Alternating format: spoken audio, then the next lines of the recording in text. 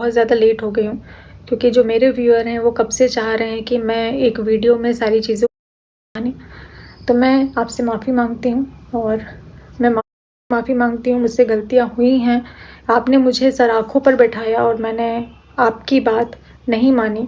सरिता ने मुझे समझाने की बहुत कोशिश करी, बहुत। वो जिस लेवल पर जाकर मुझे समझा सकती थी उस लेवल पर गई कि नहीं नेहा समझ जा। मेरे लिए वो रोई है कि नेहा ये तेरे लिए अच्छा नहीं है, ये मत कर मत कर। लेकिन मैं पता नहीं किस चीज़ में अंधी थी जो मुझे समझ में नहीं आया। मैंने भरोसा शायद ज़रूरत से ज़्यादा कर लिया और सरिता की बात को मैंने टोटली इग्नोर कर दिया। मैंने उसकी बात को माना नहीं। लेकिन सरिता ने मुझे बहुत समझाया था कि नेहा ये सही नहीं है, ये पता नहीं क्यों लेकिन नेगेटिव वाइब्स आ रही हैं, सही नहीं है, तेरे फ्यूचर में कुछ भी हो सकता है। उसने मुझे समझाने की बहुत कोशिश करी थी पर मैं नहीं मानी। तो सरिता आज उसका अंजाम मैं भुगत रही हूँ। मैं भुगत रही हूँ उसका अंजाम कि जो मैंने तेरी बातें अगर मैंने उस समय मान ली होती ना तो आज मेरी ज़िंदगी में ये दिन मुझे देखना नहीं पड़ता। तूने दोस्त के नाते, बड़ी बहन के नाते मुझे समझाने की बहुत कोशिश करी। आकांक्षा अनूप ने समझाने की बहुत कोशिश करी लेकिन मैंने उनकी बात नहीं मानी। तो मैं आपसे माफ़ी मांगती हूँ और मैं माफ़ी मांगती हूँ नीतू दीदी से, नीतू दीदी के घर वालों से कि बहुत किया है दीदी आपने मेरे लिए, बहुत बहुत किया है। मेरे पास शब्द नहीं है, मैं बोल भी नहीं पाऊंगी कि मैं कितना।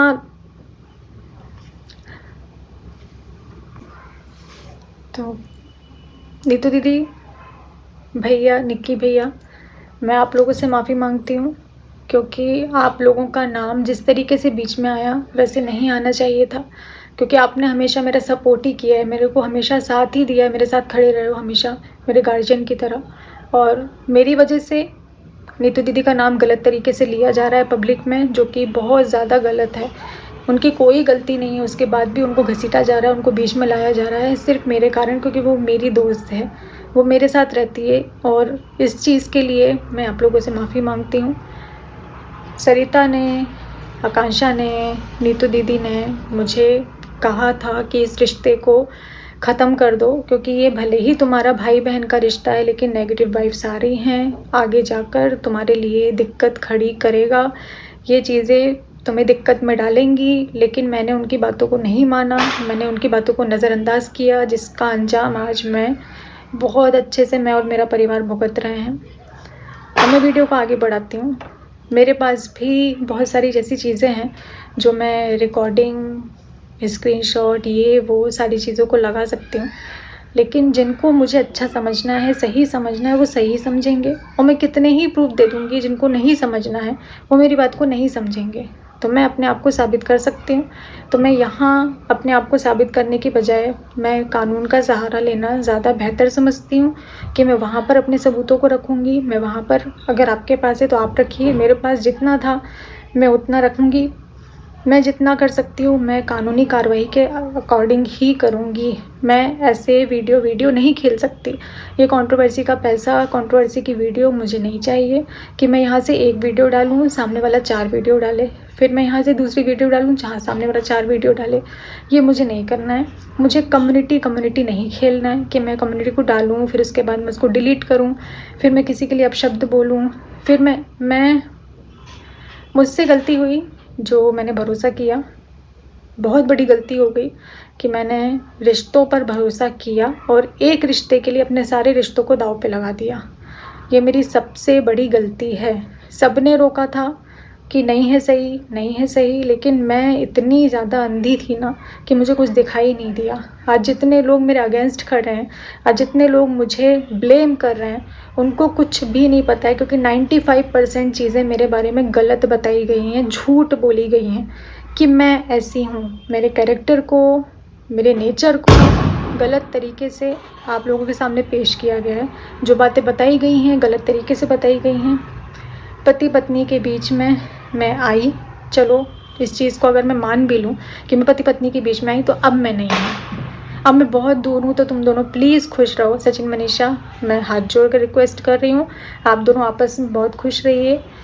मैं अपने घर में हूँ, अपनी फैमिली के बीच में हूँ, तो आप लोगों को जैसे भी रहना है अपने भाई अपने घर में रहो, खुश रहो, जो वीडियोस है साथ में डालो। और अब इस मामले को मैं रिक्वेस्ट कर रही हूँ कि आगे मत बढ़ाइए, क्योंकि मुझे इस चीज़ को आगे नहीं लेकर जाना है।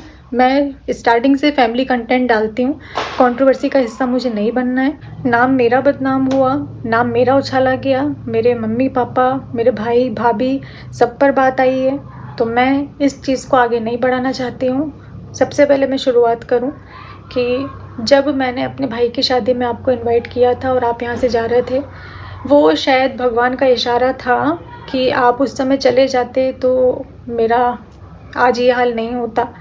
मैंने आपको रोका और ये मेरी सबसे बड़ी गलती है कि मैंने आपको मेरे भाई की शादी में रोका, तो मुझसे बहुत बड़ी गलती हो गई। भगवान ने चाहा था शायद कि ये रिश्ता आगे ना चले, लेकिन मेरी नासमझी मेरी गलती रही। और मैं आपके घर आई, आपके घर आकर आपका महल देखकर मैं देखती रह गई।